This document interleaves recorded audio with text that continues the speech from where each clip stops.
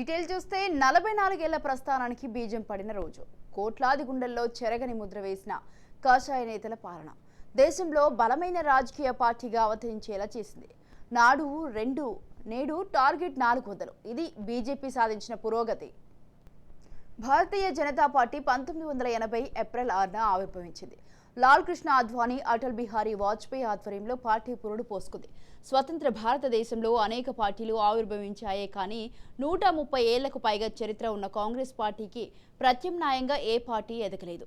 హిందుత్వ నినాదంతో పురుడు పోసుకున్న భారతీయ జనతా పార్టీ 44 ఏళ్ల తర్వాత తిరుగులేని శక్తిగా ఎదిగింది. 2 దశాబ్దాల క్రితం వరకు తిరుగులేని శక్తిగా ఉన్న కాంగ్రెస్ పార్టీ ఇప్పుడు ఉనికి కోసం పాకులాడుతోంది. एक बहुत शुभ अवसर है। आज भाजपा का स्थापना दिवस है।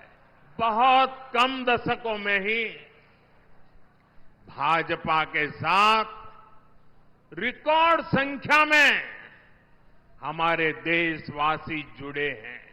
भाजपा ने लोगों का भरोसा जीता है। भाजपा ने लोगों का दिल जीता है। और इसका कारण क्या है?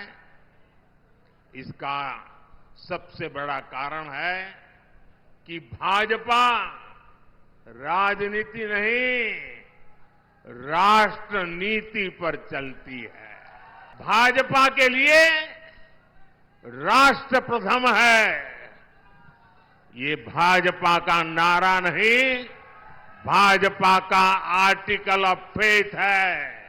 यह हमारा विश्वास है, यह हमारी रगों में है, यह हमारे सपनों में है, यह हमारे संकल्प में है। राष्ट्र प्रथम हमारे लिए देश से बड़ा और कुछ नहीं, देश हित से बड़ा और कुछ हो भी नहीं सकता। भाजपा से लोग सत्ता के लिए नहीं जुड़ते, बल्कि एक मिशन के लिए जुड़ते हैं। इसलिए भाजपा ने अपने सिद्धांतों, अपने संकल्पों को हमेशा राजनीतिक स्वार्थ से छोड़ करके राष्ट्रहित की सुप्रीमेसी के लिए ऊपर रखा है। गरीब कल्याण हमारे लिए एक चुनावी घोषणा नहीं, बल्कि हमारा मिशन रहा है। इसलिए भाजपा की प्राथमिकता रही है गरीब का पक्का घर, गरीब को शौचालय। इसलिए भाजपा ने गरीब के जीवन से अंधेरा दूर किया, उसे मुफ्त बिजली कनेक्शन दिया। ये भाजपा है जिसने गरीब को मुफ्त राशन दिया और आने वाले 5 साल भी मुफ्त राशन की गारंटी दी है। ये भाजपा है जिसने गरीब को 5 लाख रुपए तक के मुफ्त इलाज की सुविधा दी।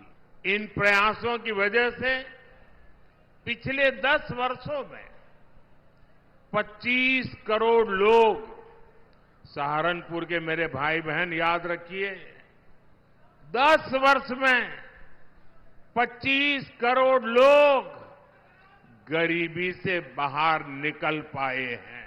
कांग्रेस की सरकारें जो कई दशकों में नहीं कर पाई, वो भाजपा ने 10 साल में करके दिखाया है। 1984లో జరిగిన లోక్సభ ఎన్నికల్లో తొలిసారి బీజేపీ పోటీ చేసింది. ఆ ఎన్నికల్లో 2 స్థానాల్లో విజయం సాధించి శుభారంభం చేశారు. ఇక ఇదే ఎన్నికల్లో కాంగ్రెస్ పార్టీ 11 కోట్ల ఓట్లు సాధించి 404 సీట్లు సాధించి చరిత్ర సృష్టించింది.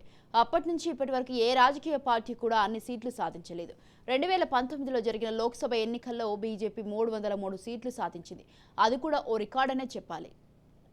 1984 నుంచి బీజేపీ దినదిన అభివృద్ధి చెందుతూ వచ్చింది. 2 స్థానాలు సాధించిన పార్టీ క్రమంగా పుంజుకుంది. 1988లో ఎల్కే అద్వానీ ఆధ్వర్యంలో రథయాత్ర చేపట్టారు. అయోధ్య ఉద్యమం పేరుతో ఈ యాత్ర సాగింది. ఈ క్రమంలోనే 1992 డిసెంబర్ 6న మసీదుపై దాడి చేశారు. దీంతో అద్వానీతో పాటు ఆర్ఎస్ఎస్, బజరంగ్ దళ్, బీజేపీ నేతలపై కేసులు నమోదయ్యాయి. అయితే 1996లో జరిగిన లోక్సభ ఎన్నికల్లో వాజ్పేయిని ప్రధాని అభ్యర్థిగా అద్వానీ ప్రకటించారు. దీంతో ప్రధాని కావాలనుకున్న ఆయన ఆశ నిరాశగానే మిగిలిపోయింది. 1998లో జరిగిన లోక్సభ ఎన్నికల్లో బీజేపీ తొలిసారి అత్యధిక సీట్లు 182 సాధించింది. ఈ ఎన్నికల్లో బీజేపీ ఇతర పక్షాలతో కలిసి ప్రభుత్వం ఏర్పాటు చేసింది. వాజ్పేయి ప్రధాని అయ్యారు. అయితే 13 నెలలకే ప్రభుత్వం కూలిపోయింది. దీంతో 1999లో మళ్లీ ఎన్నికలు జరిగాయి. ఈ ఎన్నికల్లోనూ బీజేపీ సొంతంగా 182 సీట్లతో ఎక్కువ సీట్లు సాధించిన పార్టీగా నిలిచింది. ఎన్డీఏ అనుకూల పార్టీతో ప్రభుత్వం ఏర్పాటు చేశారు. 2004 ఎన్నికల్లో బీజేపీ ప్రభావానికి మసకబారేలా చేసింది. కేవలం 138 స్థానాలకే పరిమితమైంది. దీంతో యూపీఏ ప్రభుత్వం అధికారంలోకి వచ్చింది. మన్మోహన్ సింగ్ ప్రధాని అయ్యారు. 2009లో జరిగిన ఎన్నికల్లోనూ కాంగ్రెస్ నేతృత్వంలోని యూపీఏ మళ్లీ అధికారంలోకి వచ్చింది. ఆ ఎన్నికల్లో బీజేపీ 116 సీట్లకే పరిమితమైంది. 2014 వరకు కాంగ్రెస్ అధికారంలో ఉంది. 2014లో గుజరాత్ ముఖ్యమంత్రిగా ఉన్న నరేంద్ర మోదీని ప్రధాని అభ్యర్థిగా బీజేపీ ప్రకటించింది. నాటి లోక్సభ ఎన్నికల్లో ఏకంగా 282 సీట్లు సాధించింది. మోదీ ప్రధాని అయ్యారు. ఆయన సారథ్యంలో దేశంలో అనేక సంక్షేమ పథకాలకు శ్రీకారం చుట్టారు. హిందుత్వ నినాదం బీజేపీకి కలిసి వచ్చింది. అదే దూకుడుని చూపించిన బీజేపీ 2019 ఎన్నికల్లో 303 సీట్లతో రెండోసారి అధికారంలోకి వచ్చింది. మరోమారు మోదీ ప్రధాని అయ్యారు. అనేక చట్టాలు తెచ్చారు. భారత్ను 5వ ఆర్థిక శక్తిగా నిలిపారు. రామ మందిరం నిర్మించారు. ట్రిపుల్ తలాక్, ఆర్టికల్ 370 రద్దు, సిఏఏ అమలు వంటి చట్టాలు రూపొందించారు.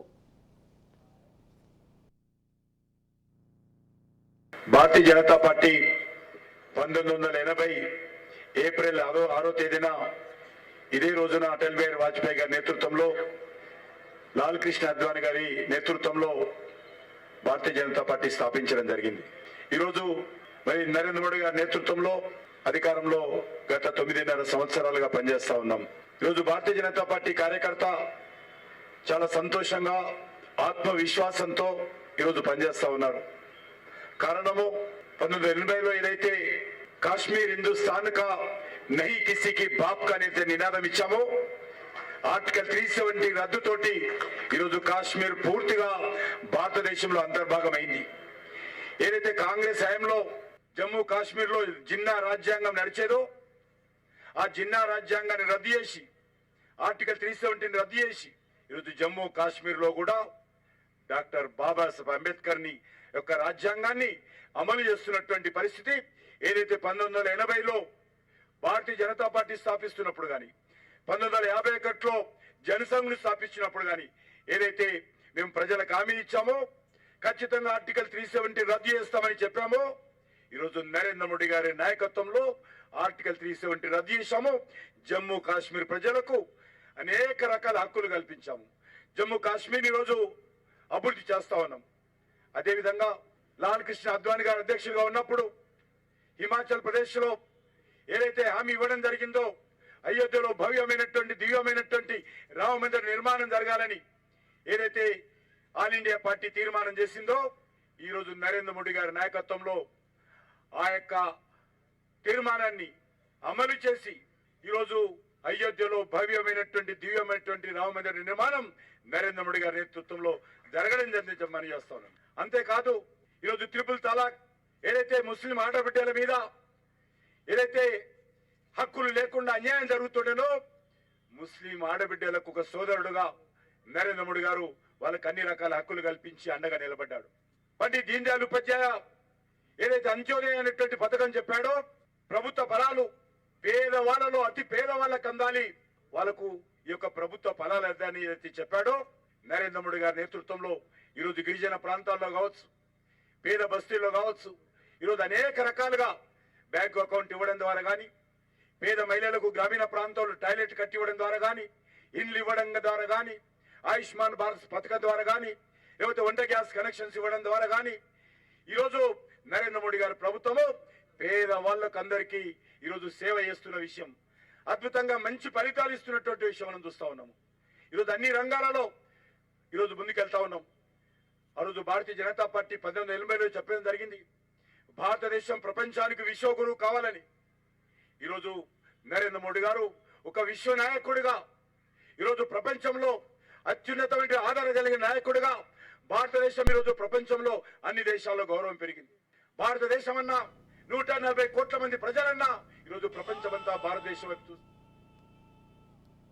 జరగనున్న సార్వత్రిక ఎన్నికల్లో 400 సీట్లపై బీజేపీ కన్నేసింది. సర్వేలు సైతం ఆ పార్టీ వైపు మొగ్గు చూపాయి. ప్రజల్లో కూడా ముచ్చటగా బీజేపీ జెండాను ఎగరవేయాలన్న కాంక్షతో ఉన్నారు. అందుకు తగ్గట్టుగానే ఎన్టీఏ కూటమిలోకి మిత్రపక్షాలను చేర్చుకుంటూనే సొంతంగా ఎదిగేలా పక్కా ప్రణాళికతో బీజేపీకి దూసుకుపోతోంది. భారీ విజయంపై కన్నేసిన మోదీ టీంకు ఆల్ ది బెస్ట్ చెప్పాల్సిందే.